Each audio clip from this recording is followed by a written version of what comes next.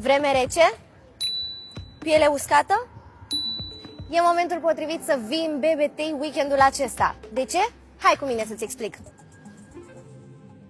Poți să testezi gratuit cremele de corp Mixa în mai multe locații BBT din București și din țară. Cremele sunt destinate pentru mai multe tipuri de piele și nevoi ale acesteia. Crema albastră hidratează și întărește bariera pielii și o poți încerca dacă ai o piele foarte uscată sau iritată. Crema roșie regenerează și netezește, fiind potrivită pentru o piele descoamată.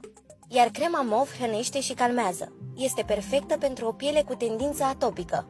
În plus, cremele au o absorbție rapidă și o textură plăcută și nelipicioasă. Din câte mi-ai povestit, eu cred că această cremă e cea mai potrivită pentru mine. Hrănește și calmează și cred că de asta am nevoie. Așa că vine cu mine acasă.